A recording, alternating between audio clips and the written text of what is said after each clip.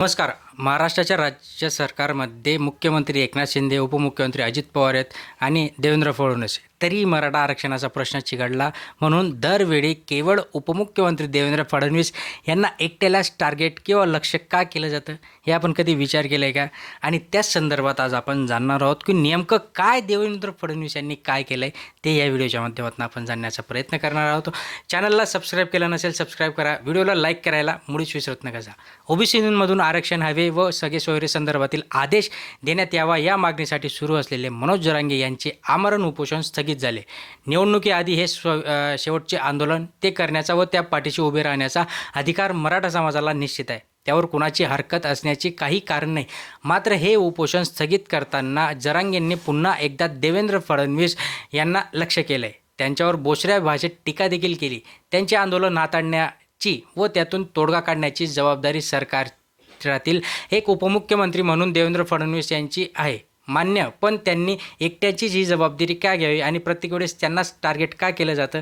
कारण की याच्यामागे देखील काही कारणं आहेत. सरकारचे प्रमुख आहेत मुख्यमंत्री एकनाथ शिंदे, त्यांच्या जोडीला आणखी उपमुख्यमंत्री देवेंद्र फडणवीस, हे दोघेही मराठा समाजातून समोर आलेले नेते. मग जरांगे पाटलांचे टीका या दोन नेत्यांवर का नाही? हे दोघेही त्याच समाजाचे प्रतिनिधित्व करणारे म्हणून त्यांची जबाबदारी अधिकच याच्यात होते. हे ठाऊक असूनही या आंदोलनातून केवळ फडणवीसांनाच लक्ष केलं जात आहे. ते उच्चवर्गीय पण अल्पसंख्याक समाजातून येतात म्हणून की त्यांच्याकडे असलेल्या खात्यातील पोलिसांनी या आंदोलनावर लाठीमार केला म्हणून या सगळ्या गोष्टी बाहेर येत आहे. केवळ लाठीमार हे एकमेव कारण या रागामागे असेल तर याबद्दल फडणवीसांनी केव्हाच माफी देखील मागितली. बट त्याच्या व्यतिरिक्त अजून कुठले कारण आहेत? कारण की एकाच कारणावर कोणीही एवढं मागे लागू शकत नाही. पहिल्या कार्यकाळात मराठ्यांना स्वतंत्र प्रवर्गाद्वारे आरक्षण देणारे फडणवीस राज्यातील एकमेव नेते होते. तरीही जरांगेंच्या त्यांच्यावरचा राग कमी न होण्याची नेमकी कारणे कोणती? यामागे काही राजकारण आहे का? याची उत्तरे शोधण्याचा प्रयत्न केल्यास अनेक गोष्टींचा उलगडा आता आपल्याला होताना दिसतोय. कारण की हे जे काही पेटलेलं राजकारण हे कंटिन्यू चालणार आहे. हे राज्य पुरोगामी होतं. येथील राजकारणी व त्यातून आकार येणाऱ्या सत्याकारणाला पुरोगामातील किनार व असे कितीतरी गोष्टी याच्यातनं म्हटल्या जातात. येथील राजकारण कायम मराठा व मराठे तर या दोनच अंगांनी कायम फिरत राहिले. राज्याची निर्मिती झाल्यापासून मराठ्यांचा प्रभाव राजकारण व सत्ताकारणावर राहिलेला आहे. आपल्याला तो नेहमीच जाणवतो. त्याचे स्वरूप सर्वपक्षीय. हा प्रभाव कोणत्याही परिस्थितीत कमी होऊ नये म्हणून या समाजातून येणाऱ्या नेत्यांनी पण कोणत्याही असो एकमेकांपासून सांभाळून घेण्याची, मोठे समाजास हातभार लावण्याची, संस्थात्मक उभारणी देखील मदत करण्याची वृत्ती कायम अंगी बाळगली आहे. राजकीय विरोध करायचा तो केवळ निवडणुकांपर्यंत, नंतर एकमेकांना मदत करायची असे ज्या धोरणाचे स्वरूप होते. हा समाज एकमेकांच्या राज्याच्या विशिष्ट भागात एकवटलेला असतो. त्यामुळे प्रगती पाहिली फळे चाकण्याची संधी त्यांना मिळाली असते. एकमेकांना सांभाळून घेण्याच्या मुद्द्यावरून मराठा नेत्यांची एकी एवढी घट्ट होती की तुलनेमध्ये गरीब झालेल्या मराठा देखील समाज या फळांपासून वंचित राहिलेला आहे. विदर्भ तर तेव्हा या राजकीय राजकारणापासून कित्येक कोस दूर होता. विकासाच्या प्रादेशिक असमतोल तयार झालेला असून यामध्ये मराठा केंद्रित समाजाला कोणी नावे ठेवू नये म्हणून पुरोगामित्वाचा बुरखा कायम राहावा यासाठी राज्याची धुरा इतर नेत्यांनी देण्याचे प्रयोग केले. माननीय वसंतराव नाईक, बॅरिस्टर अतुले सुधाकर राव नाईक, सुशीलकुमार शिंदे हे त्यातील काही प्रमुख नेत्यांची नावे. यातील कन्नमवार यांचे पदावर असताना निधन झाले पण इतरांना या पद्धतीने बाजूला सारण्याचे आले. तो घटनाक्रम नुसता नजरेसमोर आला तरी आपल्याला याच्यातनं खूप जी काही लॉबी ही बाहेर पडताना आपल्याला दिसते. मुख्य म्हणजे या प्रयोगातील नावांना नजर टाकली तर त्या राज्यात मोठ्या प्रमाणात संख्या असलेल्या ओबीसींमधून एकही नेता नव्हता हे आपल्याला याच्यातनं स्पष्ट दिसते. राज्याच्या राजकारणात यश मिळवायचे असेल तर या मराठा लॉबीला पर्याय उभा करणे आवश्यक आहे. हे पहिल्यांदा लक्षात आले ते राष्ट्रीय स्वयंसंघाच्या त्यातून माधव या सूत्राचा जन्म झाला. प्रमोद महाजन, नितीन गडकरी, गोपीनाथ मुंडे यांनी या सूत्राचा विचार देखील केला व हळूहळू भाजप राज्यात स्थिरावत गेला असल्याचं सांगितलं. देवेंद्र फडणवीस यांनी या सूत्राचा आधार घेत राज्याची पक्षाची ताकद वाढवली. आरंभी माधव म्हणजे माडी, धनगर, वंजारी या नावाने प्रचलित असलेले हे सूत्र नंतर व्यापक होत गेले. ओबीसी असे झाले की हा सर्व भाजपची मतपेढी म्हणून ओळखला जाऊ लागला. राज्याचे मुख्यमंत्री झालेले आणि या पिढीचे आणखी विस्तार व्हावा यासाठी फडणवीसांनी मराठा समाजावर लक्ष केंद्रित केलं. आरक्षणाचा मुद्दा वर आला तो यातूनच हळूहळू वर यायला लागला. ओबीसी सोबत नाही तो मराठा समाज हातून निसटतोय हे लक्षात आल्यावर व न्यायालयीन निवाडे आरक्षणाविरुद्ध जाऊ लागल्यावर ही मराठा लॉबी सक्रिय झाली व त्यातून या आंदोलनाची उग्र स्वरूप धारण केल्याचे आपल्याला दिसतं.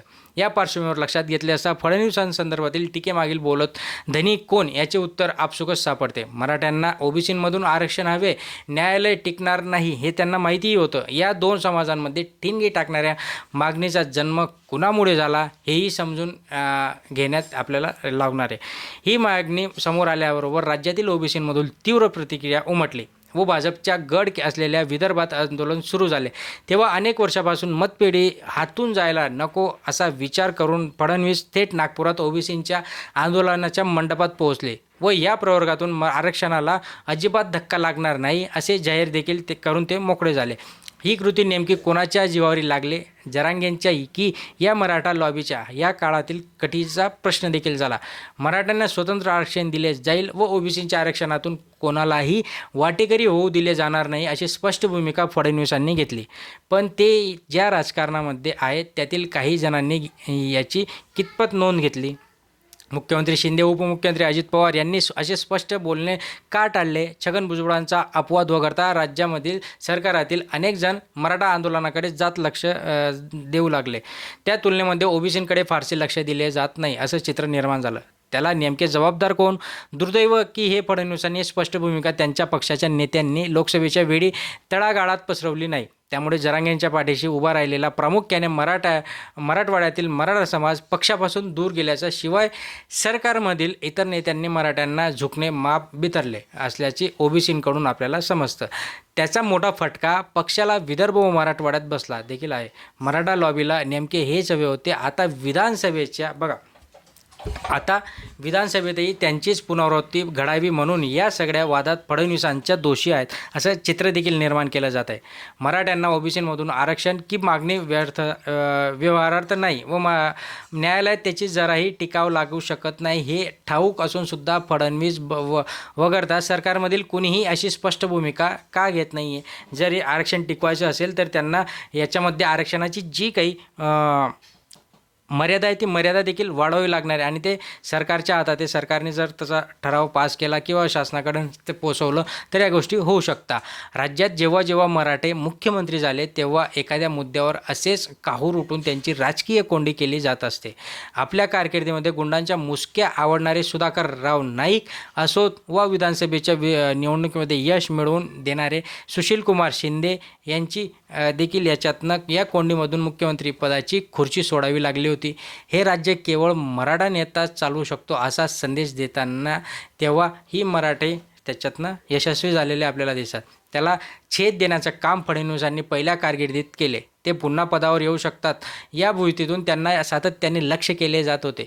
असे अनेक प्रश्न या आरक्षणातून गुंत्यात उभे राहिले आणि त्यावर फडणवीसांनी कशी मात करतात व भाजपचे दिल्लीचे नेते हे कसे याच्यातनं तोडगा काढतात हे सगळं आता भविष्यात आपल्याला बघावं लागणार. पण तुर्तास तरी का फडणवीसांना ह्याच्यात टार्गेट केलं ते मागचा इतिहास बघता म्हणजे ज्यावेळेस ते राजकारणात सक्रिय देखील नव्हते, नागपूरमध्ये त्यांनी घोषणा करून टाकली होती, हे सगळ्यांचा संदर्भ घेता आणि त्यांनी जे काही दंगलीमध्ये आदेश दिले त्या सगळ्यांमुळे टार्गेटवर आता देवेंद्र फडणवीसच असताना आपल्याला दिसत आहेत. सो अशाच महत्त्वपूर्ण माहितीसाठी सबस्क्राईब करून ठेवा, लाईक करा, शेअर करा. धन्यवाद.